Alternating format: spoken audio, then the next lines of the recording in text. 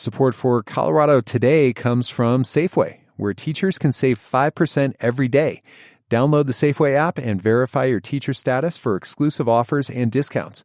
Get started at Safeway.com or in the Safeway app. Support for Colorado Today comes from Credit Union of Colorado. With access to over 30,000 ATMs and a mobile app, they're dedicated to offering the services of a big bank with a heart. Learn more at honestlygood.org. Is someone in your life applying to college? It can be expensive. I know. If I hadn't been in a high school program that paid for it, I might have not applied to the college that I ultimately got into. But starting today and for the next few days, application fees will be waived for all of Colorado's 32 public colleges, meaning you can apply for free. So good luck and take that risk. I'm Arlo Pérez Esquivel.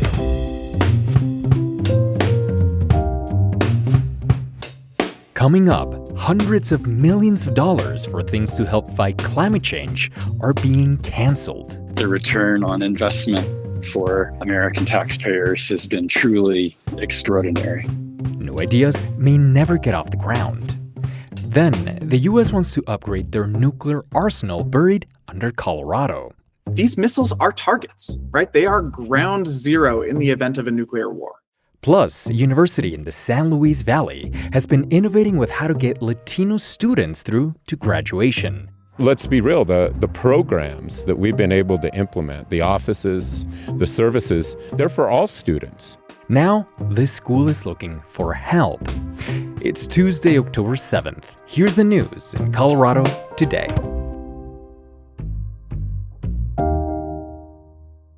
The Trump administration is making it clear they don't consider many of the environmental efforts in Colorado to be worth federal support.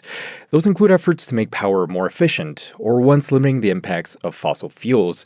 In fact, they've just canceled about $600 million that were funding these efforts.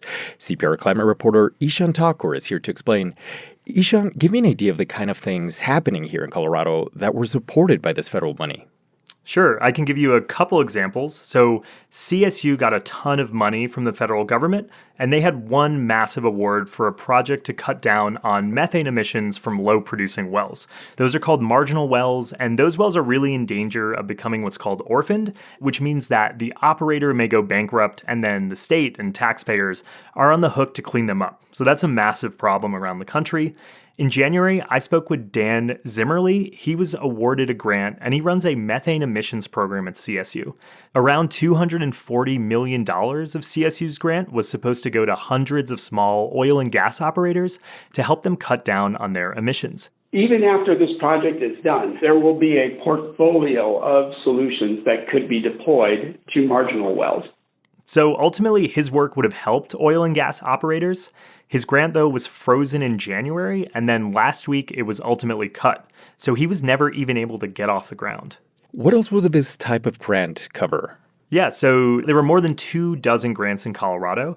The Tri-State Power Company was the recipient of one of them. That grant was to help improve the rural electric grid.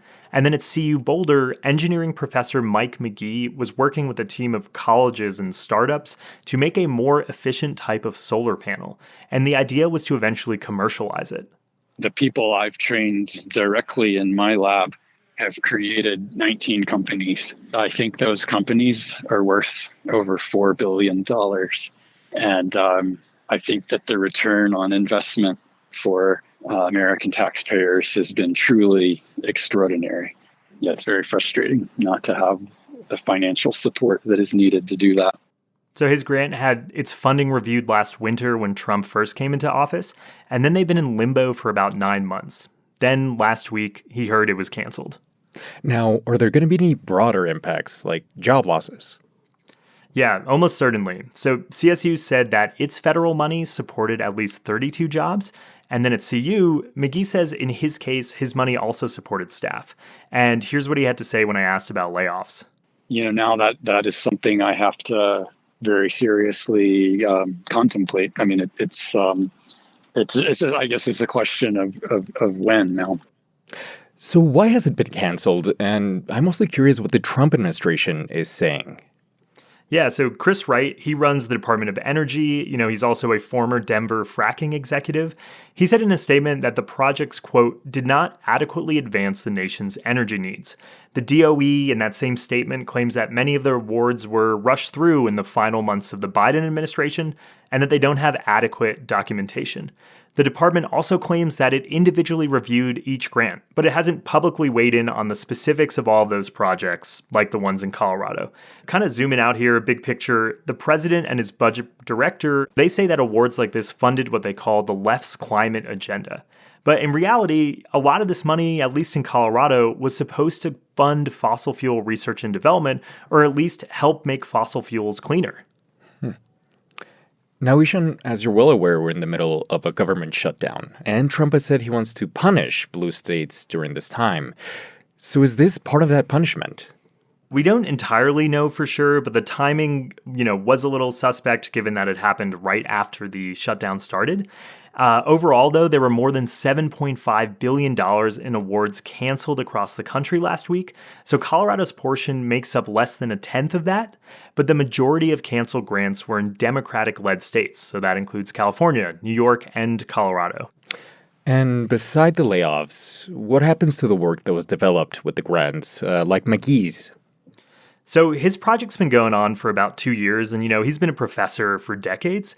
He'll continue to do research, but without this huge influx of money, it's really going to limit the ability of his entire group and the startups to work together and problem solve. He also said that without, this money or without prior notice, it's really hard to pivot to another field of research that the Trump administration might be favoring right now, like AI. When you yank away multiple years of funding and put someone into an instant funding crisis, it's just incredibly difficult to transition into other areas. And, and of course, we're just seeing an overall reduction in funding. I think it's going to have devastating consequences for this country. I really do. The Department of Energy is giving recipients 30 days to appeal. But many grantees had already signed these legally binding contracts with the government. So I think you can expect some of them to sue, like many other recipients of canceled grants have done this past year. CPR climate reporter Ishan Thakur, thank you. Thanks so much.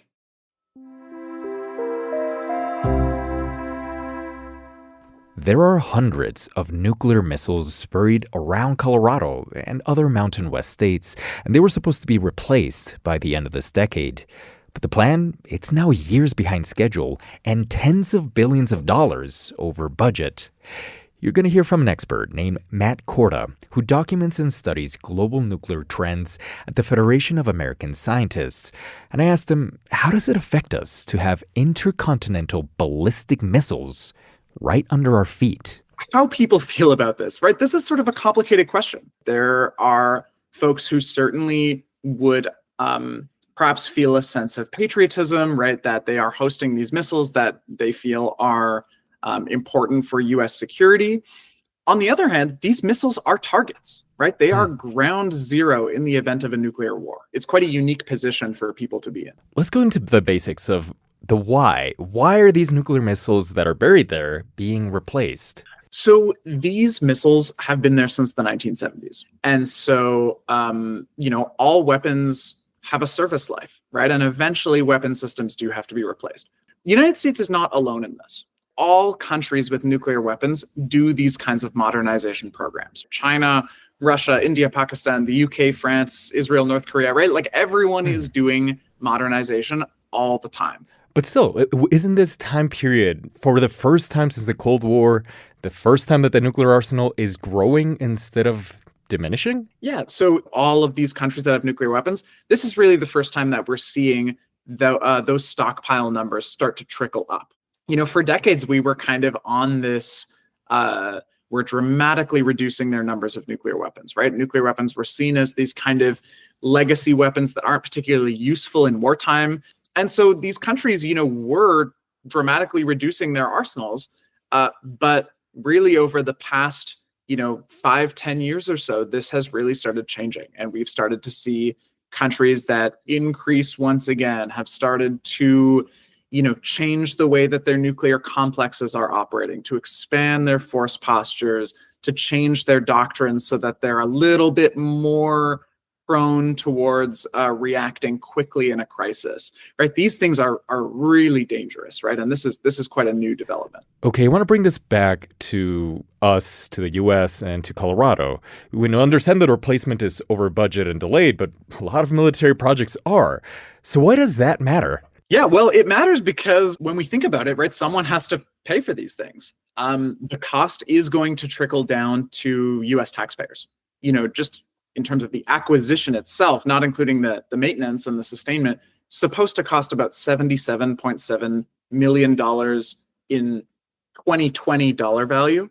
That's now gone up by 81%. Right? We're now looking at somewhere on the order of 140.9 million, again, in 2020 dollar value. So that doesn't even account for inflation and all of these things that are going to come, over the next 60 plus years of their lifespan.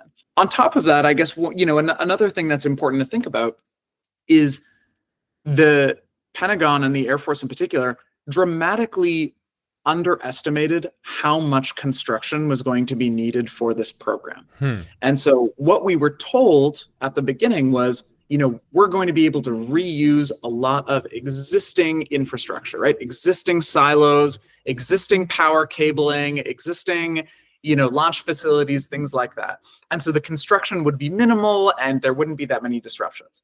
These assumptions have basically proved entirely incorrect, right? And, what the Air Force has now realized is that we cannot just refurbish old silos. We have to reconstruct them entirely. What this means is that the construction footprint is going to be a lot bigger and people are going to notice that, right? So for example, if you're a landowner and the Air Force has an easement on your property for a certain, length of cabling that connects to these various missiles, the Air Force is now going to have to come back likely and dig that up and replace it with an even larger construction footprint. In May 2025, the Air Force sent out a letter to landowners, right, in the Cheyenne area, right? Basically where they're talking about, we're sort of gearing up for the construction. Here are the types of things that you can expect. And one of the things they do mention is this easement. It's a letter that was specifically sent out to landowners. So for residents of northern Colorado and those areas, this could be what is to come. Yeah. Matt Korda, nuclear expert at the Federation of American Scientists. Thank you so much. Thanks so much.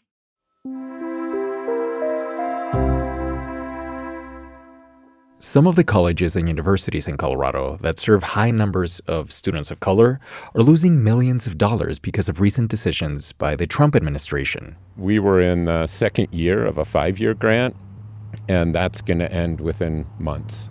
David Tanberg is the president of Adams State University in Alamosa. Bozzy has more on the disagreement that has led them and others to lose funds. Adams State enrolls about 3,000 students in Colorado's San Luis Valley, where Hispanic heritage runs deep. Adams State was the first school in Colorado to be designated a Hispanic-serving institution, or HSI. Now, there are about a dozen more. Each one has at least 25% of students who are Hispanic. The federal government created the designation to help students from Latino backgrounds graduate and succeed. And to that end, for the last 20 years, it's provided extra grant funding to some of these colleges and universities. That means a lot. When you're a small rural institution, you don't have a lot of budget flexibility to do some of the things that you'd want to do to innovate. And it's allowed us to do that. One example, a new one-stop website that makes it easier for students to register for classes, check account balances, and grades. Tanberg says initiatives like these, created by the funding, have helped the school retain more students and serve them better. All students, he said. Let's be real, the programs that we've been able to implement, the offices, the services, they're for all students. Race does not matter at all. And so every student at Adams State has benefited from us being an HSI. That point matters because the Trump administration said last month it was cutting $350 million in funding for minority-serving institutions like HSIs because the designations were based on racial quotas. They call that discrimination. Advocates like Tanberg disagree. There is no screening or anything like that. And so immediately, because we have that grant, every student benefits. And then, yes, it raises all boats. In Colorado, Trump's cuts to HSI grant funding will mean the immediate loss of millions of dollars promised to 6 schools. That includes 3 community colleges, plus CSU Pueblo and Fort Lewis College, in addition to Adams State. Other colleges and universities in the state that are official Hispanic-serving institutions do not get federal money, according to the education news outlet Chalkbeat. The schools who do all serve many students from rural areas, like the San Luis Valley, where a large majority voted for Trump. In an interview on campus, CPR's Ryan Warner asked Tamberg if he thinks this is what the community wanted. You know, what I've noticed in the national conversation is there's been a growing critique of higher ed nationally when you talk about higher education, right, as a concept. It's a much different thing when you have a university in your neighborhood bringing the economic development, the increased educational attainment, the sports teams, the programming, the education. So you can love something locally and then have a national politics that you have an opinion about, and those don't necessarily have to square. The school's enrollment numbers are up in recent years, especially among local students from the Valley. The university plans to seek additional support from elsewhere to offset the loss of federal funding, and Tamberg believes they'll find a way. We've never not faced adversity, and yet we have always risen. Ryan's interview with Adams State's David Tamberg also covers his journey from living in a garage as a student to becoming president of the university. You can hear the full conversation in the Colorado Matters podcast. Additional reporting for today's show came from CPR's Haley Sanchez and Caitlin Kim. Thank you so much for listening to Colorado Today. We'll be here tomorrow. I'm Arlo Perez Esquivel. This is CPR News.